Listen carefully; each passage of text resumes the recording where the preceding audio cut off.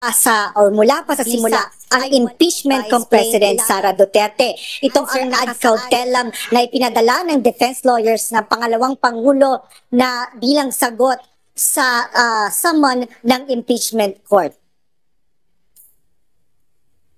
Paglabag sa one-year ban sa pagpa-file ng impeachment complaint na itinakda ng saligang batas. Ito ang pangunahing dahilan kaya itinuturing ng kampo ng depensa na hindi balido ang impeachment complaint Sara Duterte. Bunso dito ng pagtatransmit ng Kamara sa Senado ng ika-4 na impeachment complaint na inihain sa House of Representatives.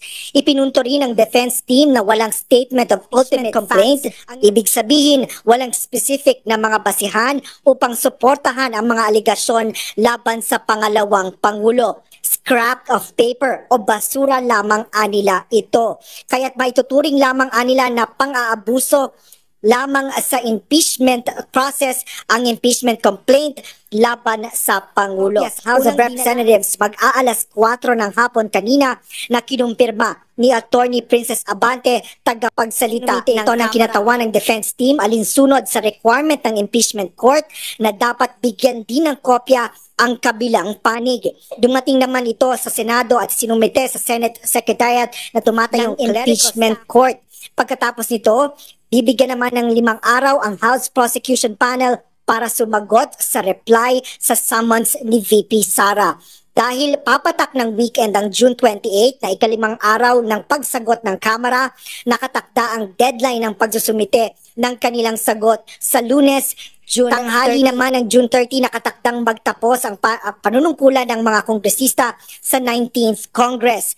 Batay sa ni Attorney Reginald Tonggol sa isang press conference noong Sabado, sinabi nito na pang-anim na ito sa 11 hakbang ng filing ng reply ng prosecution.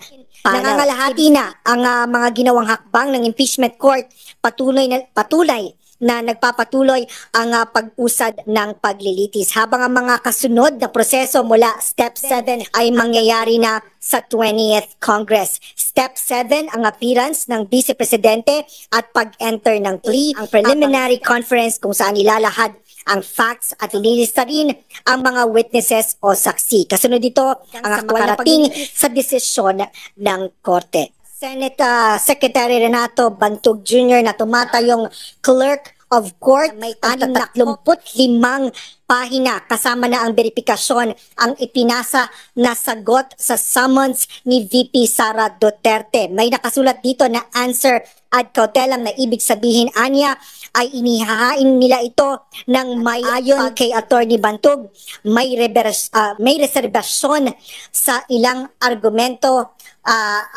ang ibig sabihin nito. Yan ang latest